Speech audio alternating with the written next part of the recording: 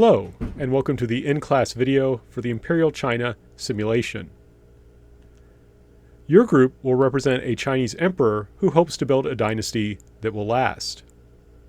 To play this game, you will need several things. You will need an event deck. Each turn you'll draw a card and you'll follow the instructions on that card. You will also need a game board. The game board is used to help you keep track of your resources. And you will also need counters. These counters represent your resources and will help you play the game. I'll encourage you to pause the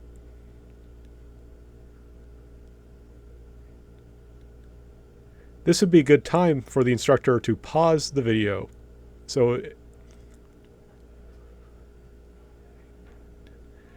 This would be a good time for the instructor to pause the video and hand out the materials.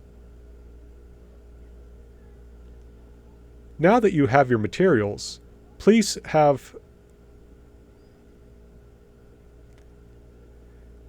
it's time to set up the game board. Students start with 4 awe counters in the awe pool, 4 fear counters in the fear pool, and 1 fate counter in the fate pool. The awe pool is where you store your awe. Awe represents how impressed people are by your virtue. Good people are more likely to follow people who inspire them with awe. The more counters you have here, the more people respect you. Fear pool. Fear represents how much you terrify people. Bad people might not respect virtue, but they do respect power and are more likely to listen to people who frighten them. The more counters you have here, the more people fear you. There's also the fate pool. You can remove 1 fate to change a failure on a dice roll into a success. We'll talk a little bit more about that and the other places on your game board momentarily. Each turn, students will be asked a question. If they answer it correctly, they will gain a fate counter, which can be used to change a failure on a dice roll into a success. We'll talk a little bit more about those later. We should note that the groups can discuss amongst themselves what they think the correct answer is. Groups are not in competition with each other. Each group should determine what its answer is, and then after the answer is revealed, give itself the fate counter if it answered the question correctly. Let's have a question. Which of the following statements best describes who Confucius was? A. A general who seized the throne and became emperor. B. A government official who seized the throne and became emperor. C. A general who became a wandering teacher. Or D. A government official who became a wandering teacher. Instructors, please pause the video until you're ready to give the answer. And the answer was D. A government official who became a wandering teacher. If you got that answer correct, please give yourself a fate counter in your fate pool. Please also add a labor counter to your labor pool and a resource counter to your resource pool. A labor counter represents the amount of work people will do on your building project, while resources represent the amount of materials you have to use on your building projects. We'll talk more about building projects momentarily. Before that, though, please draw a card and follow its instructions. For example, in this card, it tells us that because we take such good care of our mother, we get to add an additional awe counter. Instructors, you may want to pause the video now and help students to make sure that they understand the instructions on their cards. Here, we've added the awe counter we received from the card. Each turn you will have an event, which will involve making a choice and or rolling some dice. In this event, 2 teachers approach you.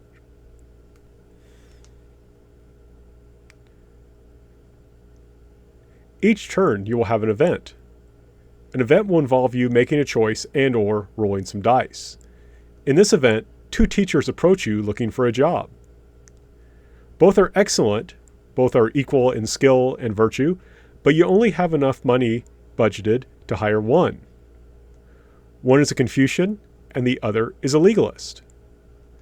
Which do you hire? Discuss with your group. Instructors, you may want to pause the video now until your students have made their choice. If you hired the Confucian, add 1 awe counter to your awe pool. If you hired the legalist, add 1 fear counter to your fear pool.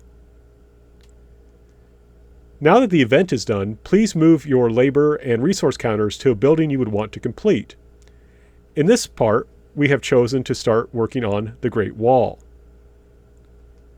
After you completely fill in the building boxes, you complete the building and are given a building card by your instructor. If your instructor doesn't have any building cards, don't worry. The building description tells you what you should do. Please keep the labor and resource counters in the building space as a reminder that you've completed that building, because a particular building can only be built once. Adjust your awe and fear pools once you complete a building. For instance, if you build the Great Wall, you would add 2 fear counters. Do this only once for each building. So in this case, you can see we've received a Great Wall card and added the additional fear counters. You may want to pause the video here until you're ready to move on to the next turn. Question: get 1 fate if you're correct. Which of the following statements about Han Fei is false? A. He rejected Confucian morality and thought people were basically bad. B. He believed a strong state was needed for peace and unity. C. He taught that as all men would be tyrants if they could, it was necessary to have 2 kings rather than 1. Or D. He believed that clear laws backed up with rewards and punishments were important. You may wish to pause until your students are ready to answer. And the correct answer is C. The place that actually did this was the ancient Greek city-state of Sparta. Please add 1 labor and 1 resource counter to their respective pools, and then draw a card and follow its instructions. Instructors, you may wish to pause the video now until you're ready to continue.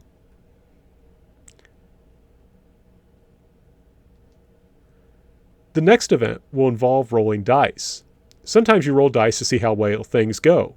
In history, people sometimes make the right decision but have bad luck, or sometimes they make the wrong decision but have good luck.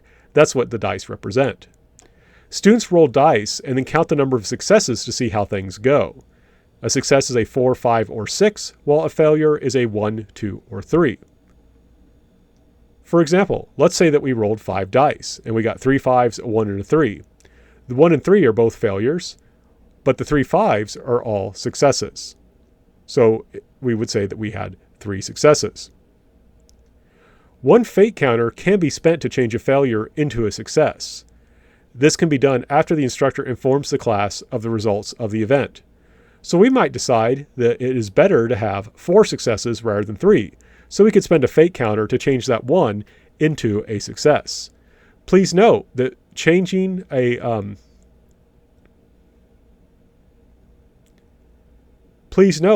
spending a fate counter changes a failure into a success. It does not add a success.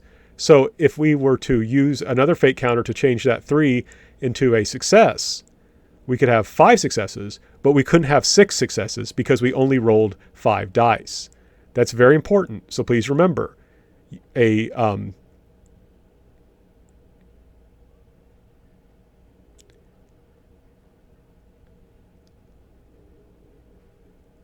fate counter only allows you to change a failure to success. It does not add additional dice or additional successes. So now we have an event where you will need to roll some dice. There is a drought, and as the emperor, you must fast and pray to heaven. In Imperial China, it was believed that if it didn't rain, it might be something that someone did wrong, as in they didn't act in a virtuous way. Perhaps it was even the emperor. But to show sympathy for the people and to try and convince heaven to allow the rain to come, the emperor might stop eating and pray. You now need to make an awe check. In an awe check, roll 1 dice for each awe counter in your awe pool. For example, if you have 5 awe counters, you would roll 5 dice. Remember, 1, 2s, and 3s are failures. Place those on the failure side of the chart. 4, 5s, and 6s are successes. Place those on the success side of the chart. Remember, 1 fate counter can be spent to change a failure into a success, and you can spend it after I announce what happens. But remember, you cannot use fate you earn from the results to raise your success level. I'll say a little bit about that momentarily. But please go ahead and roll your dice. If you had at least 4 successes, it begins to rain immediately after you pray. Add 1 awe counter to your awe pool. If you had 3 successes, it begins to rain shortly after you pray. Add 1 fate. If you had 2 successes, it eventually begins to rain. Nothing changes. If you had 1 or no successes, it does not rain for a very long time and many people suffer. You're criticized for your lack of virtue. Remove 1 awe counter from your awe pool. Right, so remember, now you can spend fate to change failures into successes to get the results you want. You can spend as much fate as you like and as you have, so long as you have dice that can be changed. The one exception, you can't take 3 successes to get 1 fate here, and then spend that 1 fate to raise up to get 4 successes. Right? You can only get 1 of these results. Please assign labor and resources from the pool to a particular building project. If all spaces on a building are complete, inform the instructor.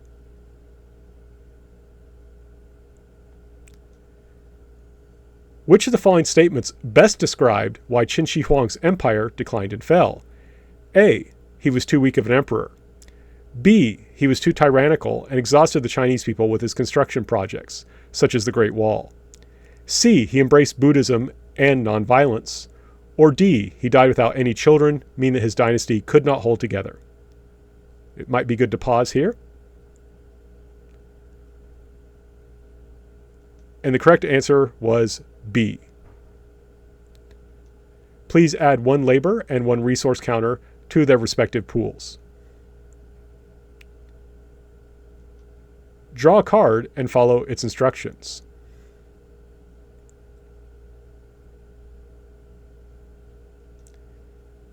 Oh dear, you face a serious situation of rebellion. A bad official was so corrupt that it led to a peasant rebellion. Make a fear check in your attempt to crush the rebels. Roll 1d6 for each fear counter in your fear pool. 1s, 2s, and 3s are failures. Place those on the failure side of the chart.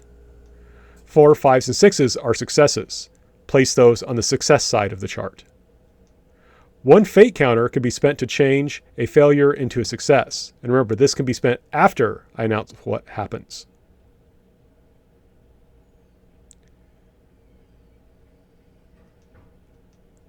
If you had at least 4 successes, your attention is enough to intimidate the rebels into immediately surrendering.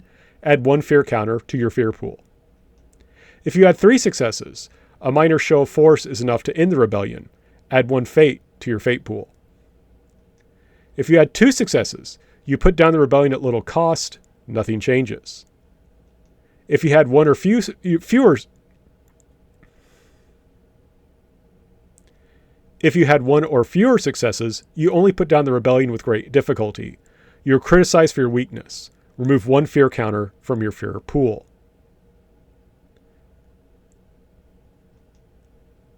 Assign labor and resources from a pool to a particular building project. If all spaces on a building are complete, inform the instructor.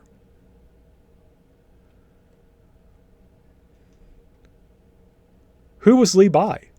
A. A philosopher who advocated Confucianism over Buddhism. B. A philosopher who advocated Buddhism over Confucianism. C. A poet who loved to drink with the moon. Or D. A poet who celebrated the importance of diligence and hard work. Instructors, you may wish to pause the video at this point. And the correct answer was C. A poet who loved to drink with the moon. Please add 1 labor and 1 resource counter to their respective pools, and then draw a card and follow its instructions. Now you face a decision. What do you do with the rebels? Do you execute the leaders or do you spare them? On one side, the leaders of the rebellion did rebel against your government. On the other side, they rebelled because they were resisting a bad official. So it's not an easy decision to make. Please make your decision, and then we will continue on with the video.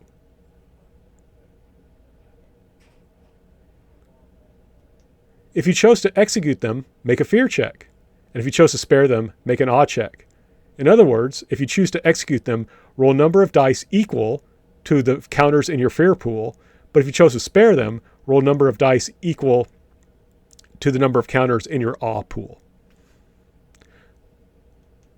If you have at least 4 successes, you gain either a fear or awe counter, depending on which check you made, because people get the message you were trying to send, either that you were trying to be merciful by sparing them, or that you were trying to show how tough you were by executing them. If you have 3 successes, people generally get the message you were trying to send, and you gain a fate counter. If you have 2 successes, results are mixed and nothing happens. If you have 1 or fewer successes, your attempt to instill fear is seen as mere cruelty, or your attempt to show mercy is seen as weakness, depending on what check you made. Remove either a fear or awe counter, depending on which check you rolled. Assign labor and resources from a pool to a particular building project. If all spaces on a building are complete, inform the instructor. Question: which statement best describes what Qin Shi Huang's family life was like? A. He didn't have one because he was working all the time. B. It was very happy as his father and mother followed Confucianism and so treated him with benevolence. C. It was dangerous as his own mom tried to kill him so she could put his half-brother on the throne. Or D. It was dangerous because he was an orphan and therefore had no protectors. Instructors may wish to pause the video at this time. And the correct answer was C. Dangerous as his own mom tried to kill him so she could put his half-brother on the throne. Please add 1 labor and resource counter to their respective pools, and then draw a card and follow its instructions. Well, now I have to say I have even worse news. You face a palace coup. One of your high officials betrays you and launches a coup. This is even more dangerous than a peasant rebellion because instead of happening out in a town far away, it's happening inside your own home. Do you try and shame the officials into supporting you by reminding them of the grace you have shown them, in which case you would make an awe check? Or do you crush the rebellion, relying on your royal guard, in which case you make a fear check? Please make your decision, and then continue the video.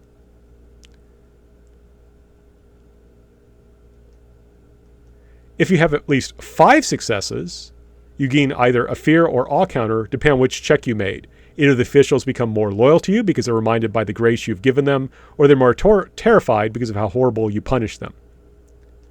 If you have at least 4 successes, people generally get the message you were trying to send, and you gain a fate counter.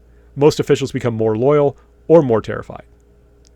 If you have at least 3 successes, you put down the coup, but reactions among officials are mixed and nothing happens. If you have 2 or fewer successes, you do put down the coup, but do so clumsily, so there's division and anger among your officials. Remove either a fear or awe counter, depending on which check you rolled. Please assign labor and resources to a particular building project. If all spaces on a building are complete, inform the instructor. What problem did the Zhou dynasty have that Qin Shi Huang had to solve, and what was Qin Shi Huang's solution to that problem? A. It had been devastated by disease, so he had to develop Chinese medicine. B. It had been devastated by war, so he had to rebuild the economy. C. It had been weakened by corruption, so he had to develop a court system that all would see as just and fair. Or D. It had been weakened by the nobles having their own military power, so he had to develop a political system in which his officials were too weak to challenge him. You may wish to pause and wait for the answer. And the answer was D. It had been weakened by the nobles having their own military power, so he developed a political system in which his officials were too weak to challenge him. Please add 1 labor and 1 resource counter to your respective pools, and then draw a card and follow its instructions. As this will be the last round of the game, we're going to go ahead and allow you to assign those labor and resources in the pool to a particular building project before we have our final event. If all spaces on a building are complete, please inform the instructor.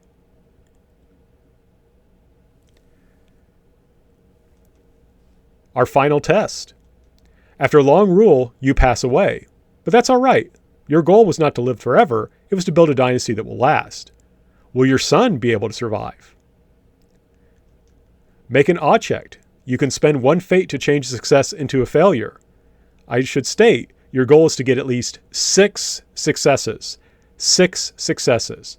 So you'll need to spend all of your fate counters if necessary. If you're not able to get 6 successes, the game is over for you.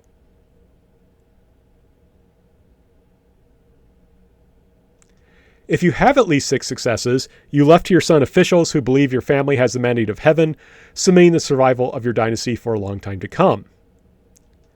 If you have 5 or fewer successes, officials who believe that your dynasty has lost the mandate of heaven overthrow your son shortly after your death, ending your dynasty.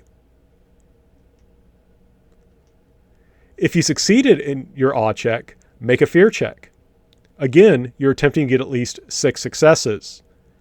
And it is important that if you have to spend your remaining fate in order to change failures into successes.